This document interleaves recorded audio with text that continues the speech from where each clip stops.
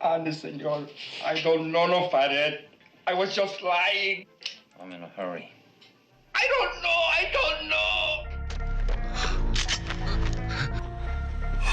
I'm gonna slit your throat.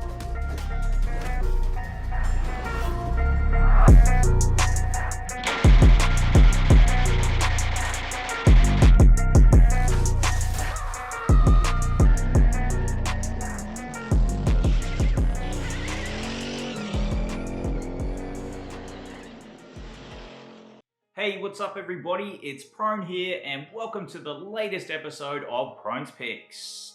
On today's episode, I'm going to continue along with the action theme and I'm going to count down my top 10 favourite underrated action films of the 90s.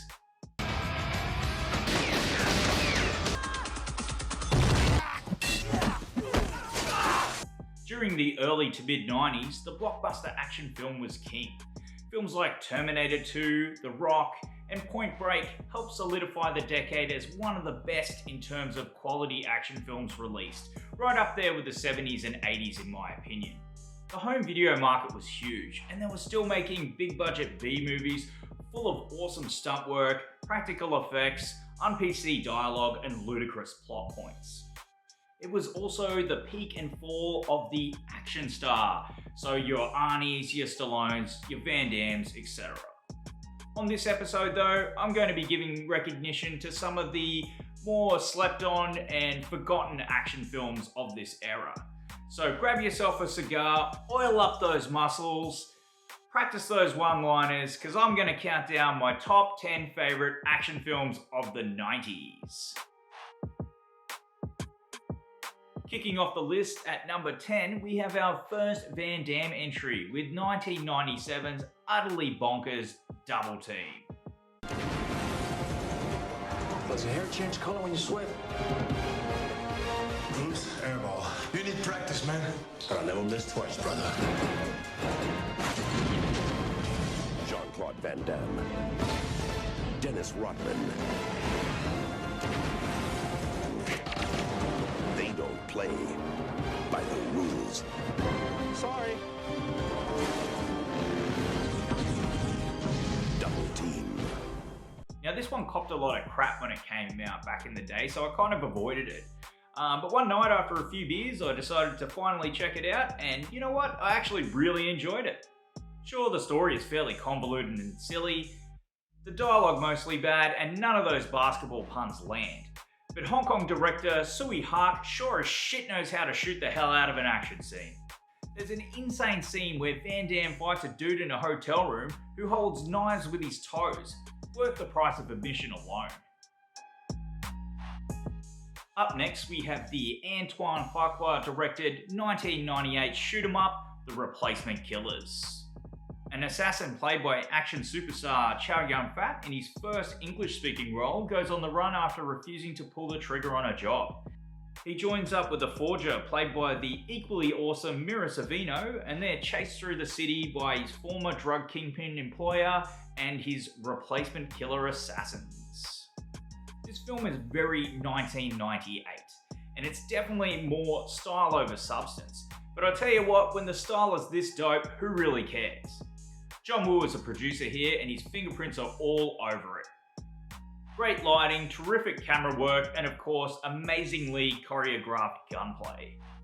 Awesome cast as well, with Mira Sorvino showing off her action chops, Michael Rooker rocking a weird-ass goatee, Clifton Collins Jr. in cornrows, and of course, Chow Yun-fat looking like the baddest MF on the planet. In at number 8, and for the first time ever on Prones Picks, I have a film from the 007 franchise, with 1997's underrated Tomorrow Never Dies. Bond. You know the rest.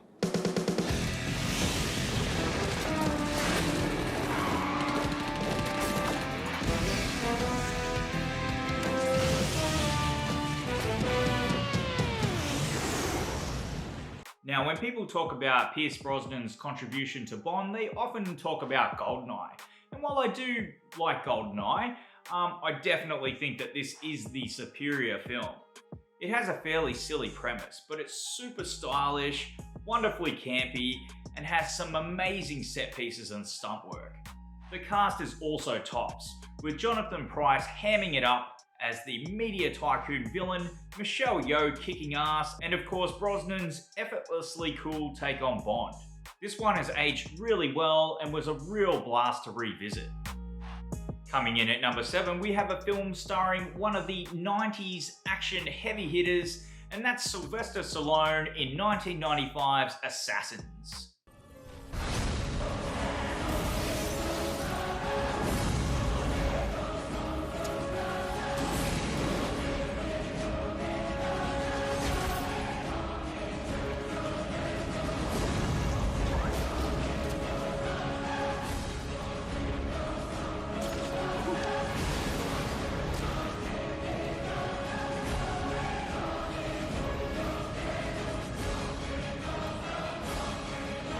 I'm going to tear your heart out. I'll set you free. Now this one popped up on Netflix a few months back, and I honestly forgot that it even existed. I remember seeing it in the cinemas as a kid and really digging it, and needless to say, it still holds up really well. It's basically a cat and mouse tale between the vet and the young gun, with Julianne Moore's hacker character caught in the middle.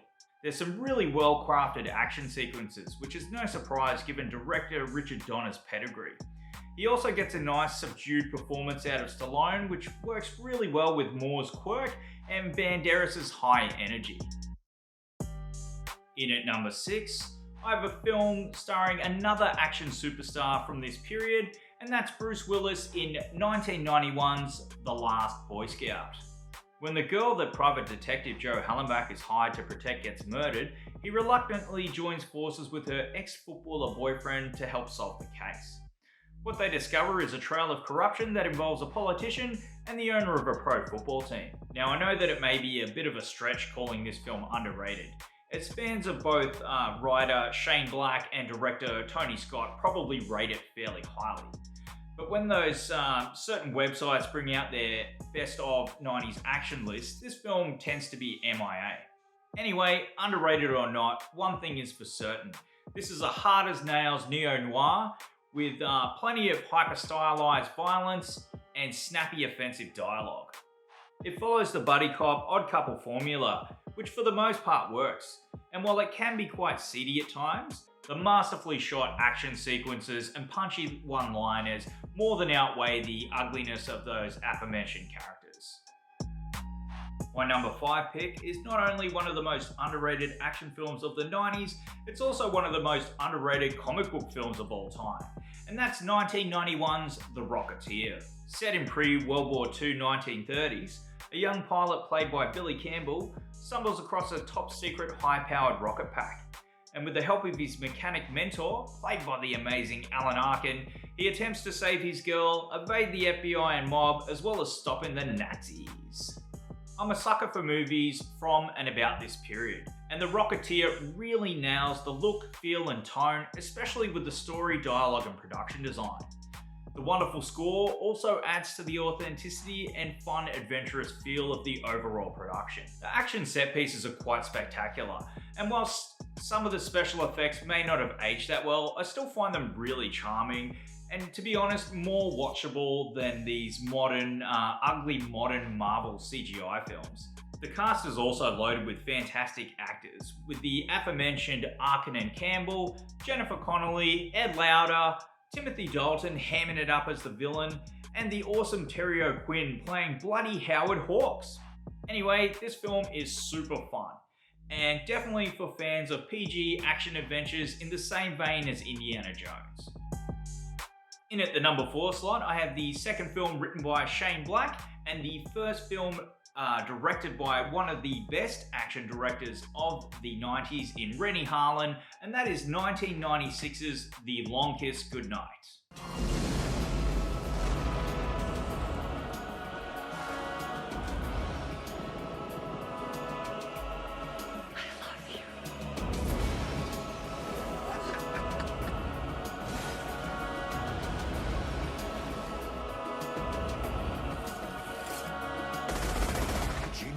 Lewis, Samuel L. Jackson, The Long Kiss, Goodnight, directed by Rennie Harlan. Now, this is another one that sure has its fans and is debatably underrated, but it tends to get overlooked on those lists in favour of those more popular ones that I think are maybe a little bit overrated. I'm looking at you, Speed and Con Air. Oh, no, he did not! Politics aside though, one thing is for certain, Rennie Harlan sure could shoot an action scene back in the 90s. And this film is full of terrific set piece after terrific set piece. Well shot action aside, Geena Davis is the driving force here. She essentially plays two characters and is more than believable when she gets in action mode.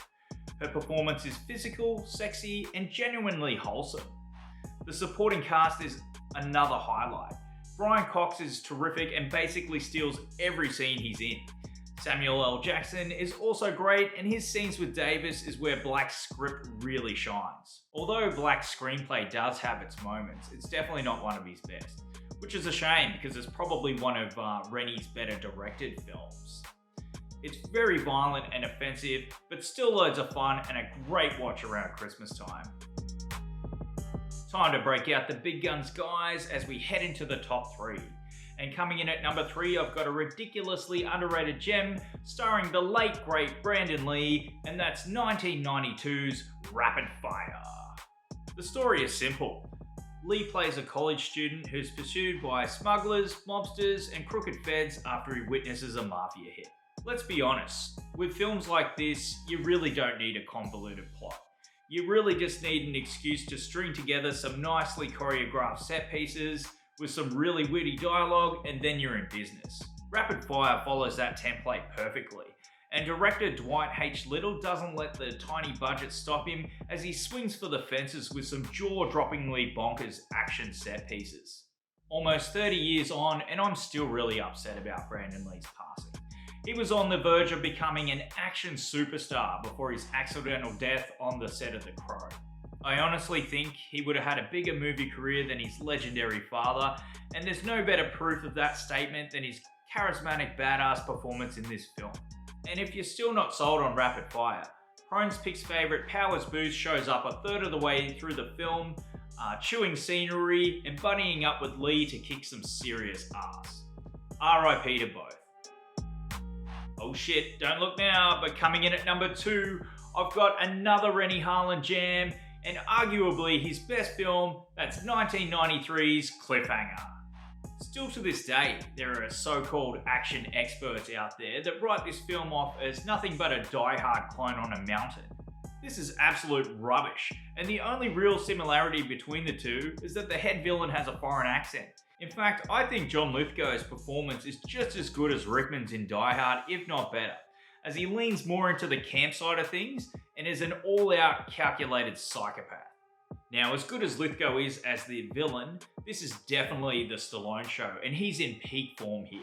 He kicks serious ass, whether he's punching on with the bad guys or launching himself off mountains. I don't think he's ever looked so majestic, to be honest.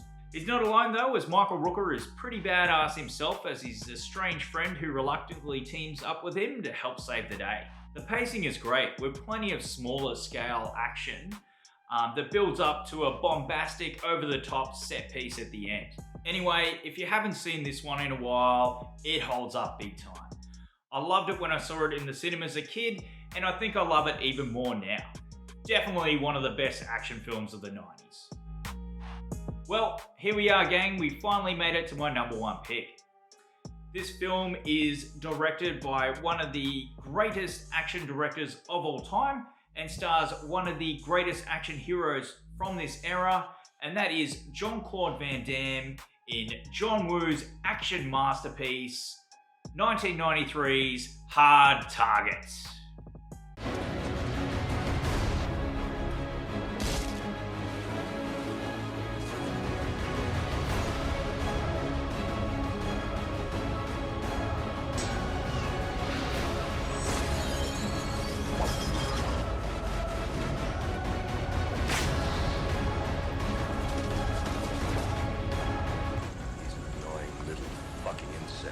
Stepped on hard.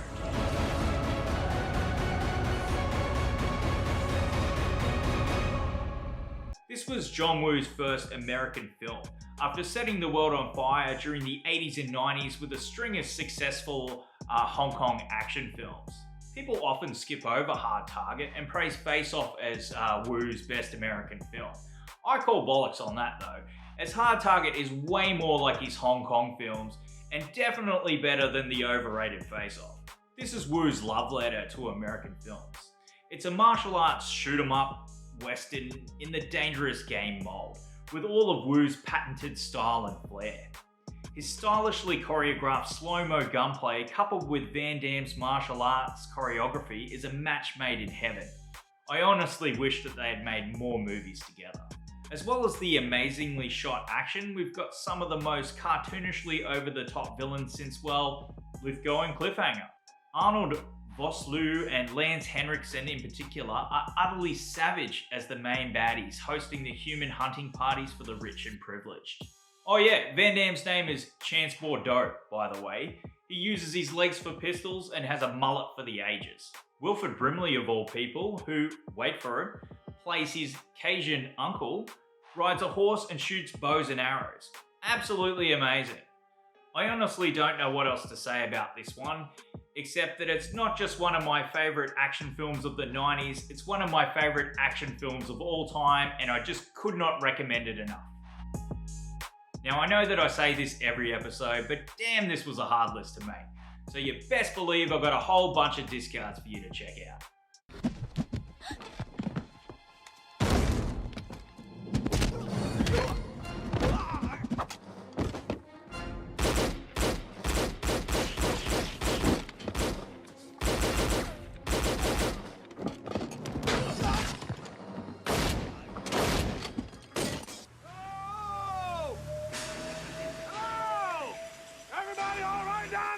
And you have the perfect recipe Probably just see us better. So we can't see it all. for the perfect crime. Turn down your lights! Tom, hey, Tom! I'm going to kill them all.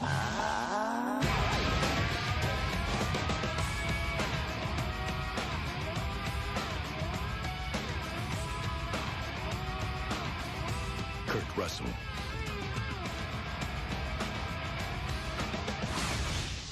Soldier. I've seen it before. They won't stop until you're dead, too.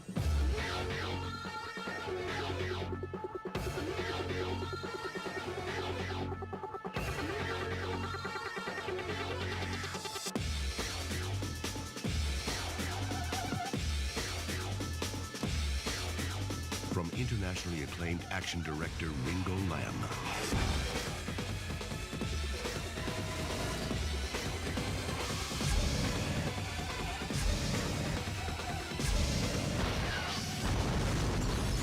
Jean-Claude Van Damme and Natasha Henstridge of Species.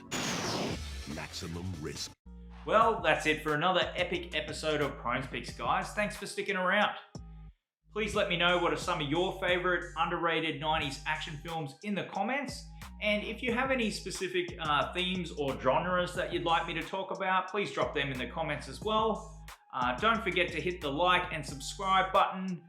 I hope that you have a fun movie-filled week. I'm Prone. I'll catch you next time. Peace.